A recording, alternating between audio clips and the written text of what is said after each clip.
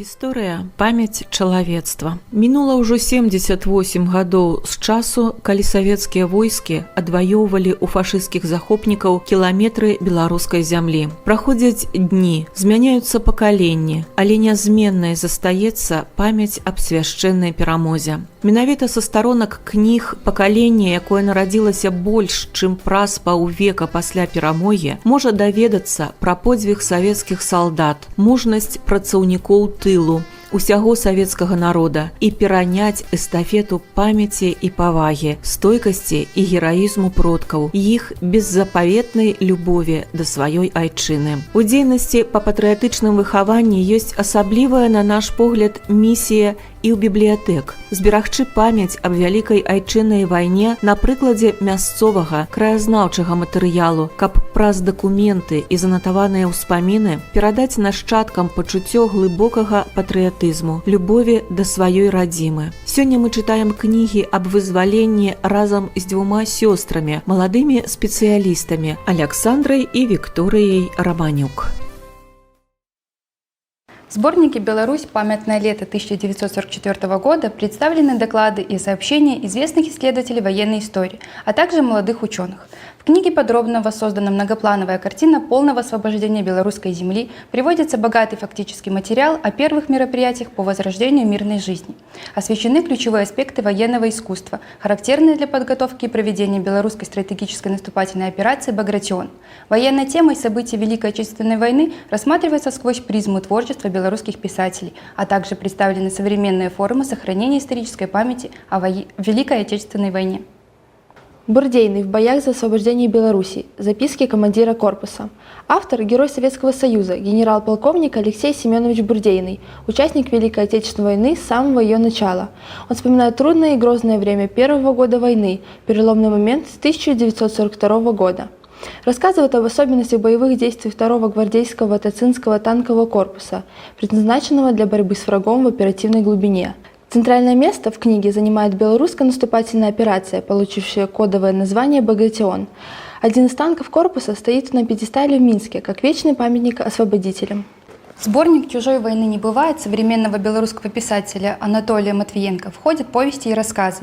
Герои этой книги сражаются за пределами своей родины. Главная мысль, которая объединяет все 7 произведений, представленных в сборнике, что в действительности чужой войны не бывает, особенно когда гибнут родственники, друзья, однополчане. Она всегда становится очень личным делом. На страницах повести «Укус Хаски» упоминается Новогрудок. События произведения начинаются в июне 1943 года. Герой воюет на Воронежском фронте, а в мыслях он возвращается на родину. Как сейчас выглядит родной Новогрудок? Такая свалка бревен и камней? В июне 1941 года немцы захватили город стремительно, скорее всего без разрушений. Но его еще освобождать. Кто же теперь живет в их доме? Серия «Беларусь помнит. Во имя жизни и мира». Тема сохранения исторической правды о войне приобретает для нас всех особое значение. Особо стоит отметить книги серии «Беларусь помнит. Во имя жизни и мира».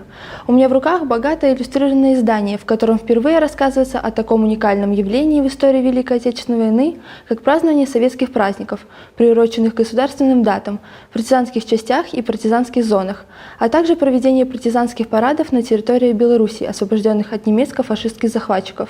Особое внимание уделено партизанским парадам в Минске и областных центрах Беларуси, прошедшим летом 1944 года.